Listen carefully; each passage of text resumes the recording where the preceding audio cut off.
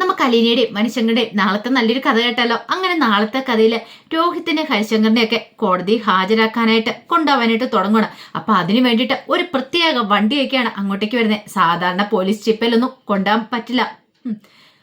പീഡന കേസിലെ പ്രതികളാണ് അവന്മാര്. അപ്പൊ അവന്മാർക്ക് നേരെ ആക്രമണങ്ങളും കാര്യങ്ങളൊക്കെ ചിലപ്പോൾ ഉണ്ടായിരുന്നിരിക്കും. ഈ സമയത്ത് അവരെ കോടതിയിലേക്ക് ഇന്ന് ഹാജരാക്കാന്ന് പറഞ്ഞിട്ട് 1-2 പേര് അവിടെ വന്നിട്ടുണ്ടായിരുന്നു. അപ്പോഴാണ് ആ പ്രത്യേകമായിട്ട് അവരെ കൊണ്ടുള്ള ആ പോലീസ് വാഹനം അങ്ങോട്ടേക്ക് വരുന്നത്. അത് കണ്ടു കഴിഞ്ഞപ്പോൾ അവിടെ നിന്നൊരു കോൺസ്റ്റബിളിനോട് ഒരു പുള്ളിക്കാരൻ ചോദിച്ചു, അല്ല ഇതെന്തിനാ സാറേ ഈ വണ്ടി വന്നിരിക്കണമെന്ന് ചോദിച്ചു. അത് അവന്മാരെ കൊണ്ടുപോകാനാന്ന് പറഞ്ഞു. ആ പീഡന കേസിലെ പ്രതികളെ അവന്മാരെ കൊണ്ടുപോകാനായിട്ടോ? അതിന് ഈ വണ്ടിയുടെ ഒന്നും ആവശ്യമില്ല സാറേ, അവന്മാരെ നടത്തിക്കൊണ്ട് പോയാൽ മതി. അവന്മാരെ നടത്തിക്കൊണ്ട് പോകുന്ന ഏറ്റവും നല്ലത്. അങ്ങനെയാണ് ഞങ്ങൾക്ക് കൈകാര്യം ചെയ്യാലോ. അവന്മാരെ നടക്കട്ടെ, ഇത്ര നല്ല സൗകര്യത്തിൽ കൊണ്ടുപോകേണ്ട കാര്യമില്ല എന്ന് പറഞ്ഞു. അത് പറഞ്ഞ് തീർന്ന് ഇത്തിരി കഴിഞ്ഞപ്പോഴത്തേനും ആൾക്കാർ അങ്ങോട്ടേക്ക് തടിച്ചുകൂടി പോലീസ് സ്റ്റേഷനിലേക്ക്. കാരണം അവന്മാരെ പുറത്തിറക്കുന്ന സമയത്ത് കൈ കിട്ടുവാണെങ്കിൽ നല്ലത് കൊടുക്കാലോ എന്നൊരു രീതിയായിരുന്നു. ഒരു കാരണവശാലും വെറുതെ വിടില്ല. പാവപ്പെട്ട ഒരു പെൺകുട്ടിയെ നിഷ്കരണം അവന്മാര് ക്രൂരമായിട്ട് പീഡിപ്പിച്ച, അപ്പൊ അവന്മാരെ വെറുതെ വിടാൻ പാടില്ലല്ലോ. അവന്മാരെ കൈ കിട്ടുവാണെങ്കിൽ കിട്ടുന്ന വെച്ച് കൊടുക്കാന്നുള്ള രീതിയിലാണ് ആൾക്കാർ കൂടിക്കൊണ്ടിരിക്കുന്നത്. ഈ സമയത്ത് SI അകത്തേക്ക് എന്നിട്ട് CIയോട് പറഞ്ഞു, സാറേ പുറത്ത് ആൾക്കാർ കൂടുന്നുണ്ടെന്ന് പറഞ്ഞു.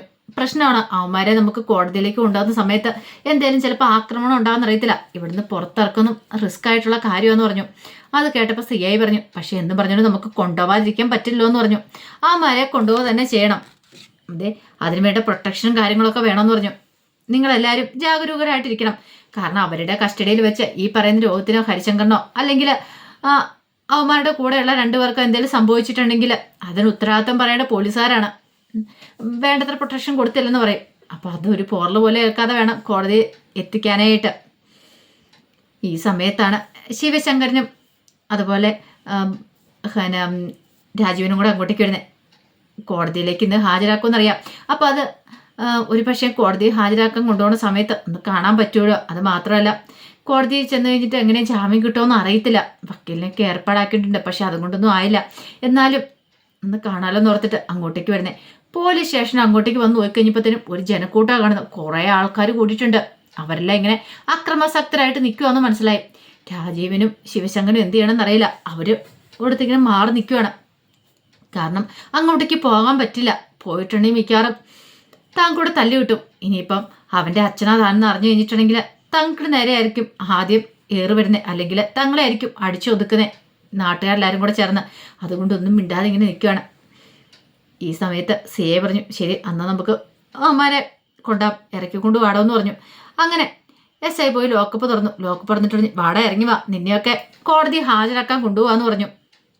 അപ്പോഴേക്കും ഹരിശങ്കറും കൂടെയുള്ള മറ്റു 2 പേരും ഇറങ്ങി. പക്ഷെ രോഹിത്ത് മാത്രം ഇങ്ങനെ നിൽക്കുകയാണ്. രോഹിത്തിന് വല്ലാത്തൊരു മാനസികാവസ്ഥയായിരുന്നു. ശിവശങ്കരനും അല്ലെങ്കിൽ രാജീവനും കാണാൻ വന്നപ്പോഴാണെങ്കിൽ ശരി, രോഹിത്ത് കരയുമായിരുന്നു. വല്ലാത്തൊരു നിർവികാരതയായിരുന്നു അവൻ്റെ മുഖത്തുണ്ടായിരുന്നേ. അവൻ മാത്രം ഇങ്ങനെ ഇറങ്ങാതിരുന്ന് കഴിയുമ്പോഴത്തേനും പെട്ടെന്ന് SI ചോദിച്ചു, എന്താടാ നിനക്ക് കാലിന് വല്ലതും കുഴപ്പമുണ്ടോ? നീ എന്താടാ അവിടെ വേരുറച്ചു പോയോ? ഇങ്ങോട്ടേക്ക് ഇറങ്ങി വാടാ എന്നും പറഞ്ഞൊരു തെറിയങ്ങോട് പറയണം. രോഹിത്ത് കമ്പിയിലൊക്കെ പിടിച്ച് പതുക്കെ അങ്ങോട്ട് ഇറങ്ങി വരുവാണ്. രോഹിത്തിന് മുഖമൊക്കെ ആകെപ്പാടെ വല്ലാത്തൊരവസ്ഥയായിരുന്നു. കരഞ്ഞിട്ട് വല്ലാത്തൊരു ബുദ്ധിമുട്ടില്ല. അങ്ങനെ പുറത്തേക്ക് കൊണ്ടുവരുന്ന സമയത്ത് പോലീസ് പ്രൊട്ടക്ഷനും കാര്യങ്ങളൊക്കെ ഉണ്ടായിരുന്നു. അങ്ങനെ അവന്മാർ അങ്ങോട്ട് വരുമ്പോഴത്തേനും നാട്ടുകാരെല്ലാം കൂടെ ഇളകുമല്ലേ, ഈച്ച പൊതിയുന്ന പോലെ അവന്മാരുടെ അടുത്തേക്ക് പാഞ്ഞു വരുവാണ്. പോലീസുകാർ മാക്സിമം ട്രൈ ചെയ്യുന്നുണ്ടായിരുന്നു അവന്മാരെ ഒന്ന് ആ വണ്ടിയിലേക്ക് കയറ്റാൻ വേണ്ടിയിട്ട്. നല്ല പ്രൊട്ടക്ഷനോട് കൂടി വേണം കൊണ്ടുപോകാനായിട്ട്. പക്ഷേ ഈ നാട്ടുകാർ ഓരോ ചീത്തയൊക്കെ വിളിച്ച് പറയണം, എടാ നിനക്കൊക്കെ ഇതേ സുഖമാണ്, നിന്റെയൊക്കെ വീട്ടിലില്ലടാ, അമ്മയും പെങ്ങന്മാരും ഇല്ലടാ, അവിടെ പോയി തീർക്കടാ, അല്ലാതെ ഇങ്ങനെ അല്ലടാ ചെയ്യണ്ടേ എന്നൊക്കെ പറഞ്ഞത് വളരെ മോശമായ രീതിയിലാണ് വിളിച്ചു പറയണത്. ഇതൊക്കെ കേട്ടോണ്ടിരുന്ന രാജീവനും ശിവശങ്കരനും ഒക്കെ തൊലി വിരിഞ്ഞു പോയി. എന്തേലും പറയാൻ പറ്റുമോ? കേട്ട് നിൽക്കാനല്ലേ പറ്റുള്ളൂ. അങ്ങനെ നല്ല രീതിയിൽ തന്നെ പറയണം. അവന്മാരെ കയ്യേറ്റം ചെയ്യാൻ ശ്രമിച്ചു. 1-2 ഹരിശങ്കറിനെ കിട്ടുകയും ചെയ്തു. ഒരു വിധത്തിൽ പോലീസുകാർ ഉന്തിത്തള്ളി വണ്ടിയിലേക്ക് അവന്മാരെ കയറ്റി.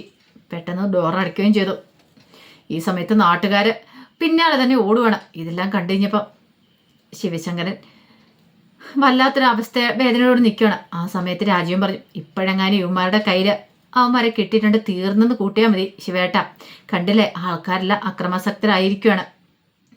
ഇത് നമ്മൾ ഉദ്ദേശിച്ച പോലെ ഒന്നുമല്ല, അതിനേക്കാളും ഭീകരതയാണ്. ഇനിയിപ്പോൾ കോടതി ചെല്ലുമ്പോൾ എന്താവും അറിയത്തില്ല എന്ന് പറഞ്ഞു. ശിവശങ്കരൻ പറഞ്ഞു, അതാ എനിക്കും അറിയത്തില്ലാത്ത, പോണെന്ന് എനിക്ക് തോന്നില്ല. മനു പറഞ്ഞ 100% ശരിയാ. കാരണം ഈച്ച പൊതിയുന്ന പോലെയല്ലേ ആൾക്കാർ. ഇനിയിപ്പോൾ അവിടെ ചെന്ന് കഴിയുമ്പോൾ ഇതിൻ്റെ ഇരട്ടിയായിരിക്കും എന്ന് പറഞ്ഞു കോടതി വളപ്പിൽ. ഈ സമയം വല്ലാത്തൊരവസ്ഥയിൽ തല കുനിച്ചിരിക്കുകയാണ് രോഹിത്തിന് തല ഉയർത്താൻ പോലും പറ്റുന്നുണ്ടായിരുന്നില്ല. ഇത്രയൊന്നും ഒരിക്കലും പ്രതീക്ഷിച്ചില്ല. ഈ അവസ്ഥയൊക്കെ വരും കണക്ക് കൂട്ടിയാണ് അലീന ഓരോ കാര്യങ്ങൾ ഉപദേശിച്ചു കൊടുത്തോണ്ടിരുന്നത്. പക്ഷെ അന്ന് അതൊന്നും കേൾക്കാനായിട്ട് രോഹിത്ത് കൂട്ടാക്കിയില്ല. പക്ഷെ അതിനുള്ള തിരിച്ചടിയാണ് ഇപ്പൊ കിട്ടിയിരിക്കുന്നത്. ഇതേസമയം ശിവശങ്കരനോട് രാജീവൻ ചോദിച്ചു, അല്ല ശിവേട്ട, നമുക്ക് കോടതി വെളുപ്പിലേക്ക് പോകണ്ടേ എന്ന് ചോദിച്ചു. പോണോടാ, എനിക്കറിയില്ല പോണോ വേണ്ടോന്ന്. എനിക്ക് എന്ത് ചെയ്യണമെന്ന് പോലും അറിയത്തില്ല. ഇപ്പൊ തന്നെ കണ്ടില്ലേ ഈ അവസ്ഥ. നമ്മളിത് പ്രതീക്ഷയാണോടാ? എന്തൊക്കെ പ്രതീക്ഷയോട് കൂടിയിട്ടാണ് മക്കളെ വളർത്തി വലുതാക്കുന്നത്. ഇപ്പം എനിക്ക് തിരിച്ചടി കിട്ടിയില്ലെന്ന് ചോദിച്ചു.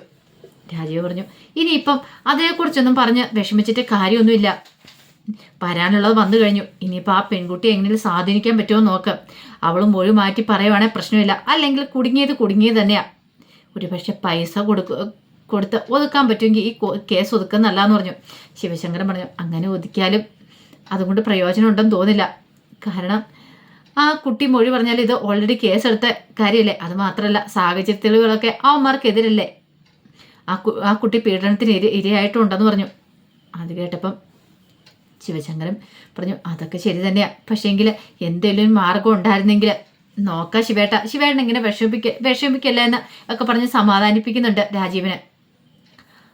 പിന്നീട് കോടതിയിൽ രോഹിത്തിനെ ഹരിശങ്കരനെയൊക്കെ ഹാജരാക്കുമെന്ന് അറിഞ്ഞു കഴിഞ്ഞപ്പം കൃഷ്ണമോൾ അലീനയുടെ അടുത്തേക്ക് വന്നു. അലീനയുടെ അടുത്ത് വന്നിട്ട് പറഞ്ഞു, അലീന ചേച്ചി ഇന്ന് രോഹിത്തേണ്ട ജാമ്യം കിട്ടുമെന്ന് ചോദിച്ചു. അലീന പറഞ്ഞു, അതിനെക്കുറിച്ചൊന്നും അറിയില്ല മോളെ. കാരണം വക്കീല് പറഞ്ഞ് ജാമ്യം കിട്ടാൻ ബുദ്ധിമുട്ടാന്നാ പറഞ്ഞേ. തെളിവുകളെല്ലാം അവർക്കെതിരല്ലേ. അതുകൊണ്ട് ഒരു 10-30 ദിവസമെങ്കിലും ജയിലിൽ കിടക്കേണ്ടി വരുമെന്ന് പറഞ്ഞു.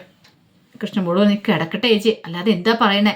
എത്രയോ വട്ടം നമ്മൾ പറഞ്ഞിട്ടുണ്ട് രോഹിത്തേനോട് ആ ഹരിയന്റെ കൂടെ കൂട്ടുകൂടാൻ പോയരെന്ന്. നമ്മൾ പറഞ്ഞിട്ട് അനുസരിച്ചോ, അതിനുള്ള ശിക്ഷ ഇപ്പൊ കിട്ടിയിരിക്കണേന്ന് പറഞ്ഞു.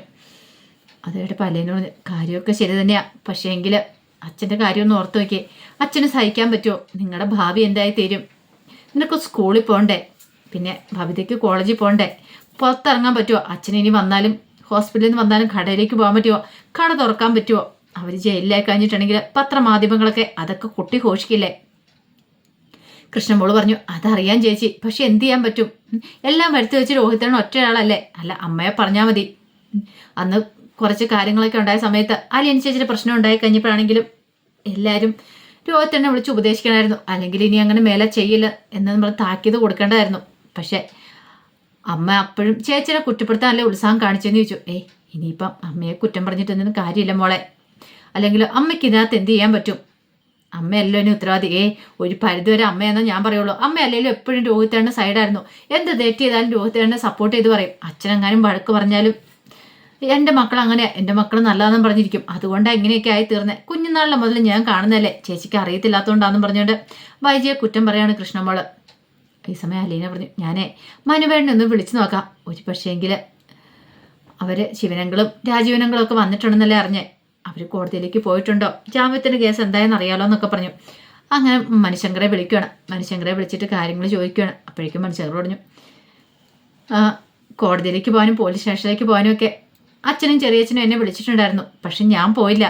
എനിക്കറിയാം അങ്ങോട്ട് പോയിട്ടുണ്ടെങ്കിൽ നാട്ടുകാരുടെ കയ്യിൽ നിന്ന് ചിലപ്പോൾ ഞാനും കൂടെ തല്ലി മേടിച്ച് കെട്ടേണ്ടി വരും. അതുകൊണ്ട് ഞാൻ പോയില്ല എന്ന് പറഞ്ഞു. അപ്പോഴേക്കും അലീന പറഞ്ഞു, അവർക്ക് ജാമ്യം കിട്ടുമോ മനുവേട്ട? അതിനെക്കുറിച്ചൊന്നും അറിയില്ല അലീനെ. ജാമ്യം കിട്ടാൻ ബുദ്ധിമുട്ടാന്നാ പറഞ്ഞതെന്ന് പറഞ്ഞു. ആ സമയത്താണ് കമല അങ്ങോട്ടേക്ക് വരുന്നത്. കമല കേട്ടു മനുശങ്കർ പറയുന്നത്. പിന്നീട് ഫോൺ വെച്ച് കഴിഞ്ഞപ്പോഴത്തേനും കമല പറഞ്ഞു, അവളായിരിക്കും ആ വിളിച്ചില്ലേ, ഹലീന. അല്ലേലും അവൾക്ക് അവിടെ ഇരുന്ന് ഓരോന്ന് പറഞ്ഞാൽ മതിയല്ലോ. അവൾക്കിപ്പോൾ സന്തോഷമായി കാണും. എൻ്റെ മകനകത്ത് കിടക്കുന്ന കണ്ടപ്പോൾ അവളുടെ ആഗ്രഹം അതായിരുന്നല്ലോ എന്നൊക്കെ പറഞ്ഞുകൊണ്ട് അലീനെ കുറ്റപ്പെടുത്തുവാണ്. അത് കേട്ടിരിക്കുമ്പോൾ മനുശങ്കർ ദേഷ്യം വന്നു. എൻ്റെ അമ്മേ, ഇത്രയൊക്കെ ആയിട്ടും പഠിച്ചില്ലേ? എങ്ങനെയെങ്കിലും അവനെ പുറത്തിറക്കണമെന്നൊരു ആഗ്രഹമായിട്ടാണ് ഇവിടുന്ന് ചെറിയച്ഛനും അച്ഛനും ഒക്കെ പോയിരിക്കുന്നത്. അമ്മയ്ക്കോ എപ്പോഴും അലീനയെ കുറ്റപ്പെടുത്താൻ സമയമുള്ളെന്നും പറഞ്ഞുകൊണ്ട് ദേഷ്യപ്പെട്ട് അങ്ങോട്ട് കയറിപ്പോയി. ഈ സമയം വല്ലാത്ത ടെൻഷനോട് കൂടിയിട്ട് വൈജയന്തി കമലയെ വിളിക്കുകയാണ്. കമലയെ വിളിച്ചിട്ട് ചോദിച്ചു, കമലയെടുത്തി എന്തായി? അവർ വലിയ വിളിക്കാൻ പറ്റുമോ ചെയ്തോ ശിവേണ്ണൊക്കെ? അത് കേട്ടപ്പോൾ കമല പറഞ്ഞു, ആരും വിളിക്കാനോ ആരും വിളിച്ചിട്ടൊന്നുമില്ല. ഞാനിവിടെ ആകെപ്പാട് ടെൻഷൻ അടിച്ചിരിക്കുക. ഇനി അവർ ജയിലിലേക്ക് പറഞ്ഞു വിടുമെന്ന് എനിക്ക് പേടിയുണ്ട് വൈജയൻ. അതൊക്കെ ഓർത്ത് എന്ത് ചെയ്യണമെന്ന് അറിയില്ല എന്ന് പറഞ്ഞു. അത് കേട്ട് കഴിഞ്ഞപ്പോൾ വൈജി പറഞ്ഞു, എനിക്കും അതേ ഒരു ടെൻഷനില്ല. ഈ ഹോസ്പിറ്റലായി പോലെ എനിക്ക് എഴുന്നേക്കാൻ പോലും വയ്യല്ലോ. എനിക്ക് പറ്റുമായിരുന്നെങ്കിൽ എനിക്ക് അവിടെ നിന്ന് പോയി കാണാമായിരുന്നു. എനിക്ക് സഹിക്കാൻ പറ്റുന്നില്ല എന്നൊക്കെ പറഞ്ഞോട് കരയുവാണ്. കമല പറഞ്ഞു, ഇനിയിപ്പോൾ പറഞ്ഞിട്ടും കാര്യമൊന്നുമില്ല. അല്ലെങ്കിലും തലവര അല്ലാതെ എന്താ. ഇപ്പോഴാണെങ്കിലും ഓരോരുത്തരൊക്കെ ബന്ധുക്കാരൊക്കെ വിളിച്ചിട്ട് ഓരോന്ന് ചോദിക്കുമ്പോൾ തോലി ഒഴിഞ്ഞു പോവാ. ഇനിയിപ്പോൾ ജയിലിലേക്കൂടെ പോയിട്ടുണ്ടെങ്കിൽ തീർന്നു, അവരുടെ ഭാവി തീർന്നു പോയില്ലേ എന്നൊക്കെ പറഞ്ഞുകൊണ്ട് കരയുവാണ്. അപ്പോൾ അതിൻ്റെ വിശേഷങ്ങളൊക്കെ നമ്മൾ കാണാൻ പോകുന്നത്. ആ വിശേഷങ്ങളൊക്കെയായി നമുക്ക് എല്ലാവർക്കും കാത്തിരിക്കാം കേട്ടോ. ഒരിക്കൽ കൂടി എല്ലാവർക്കും ശുഭരാത്രി നേർന്നുകൊണ്ട് നിർത്തുന്നു. നന്ദി.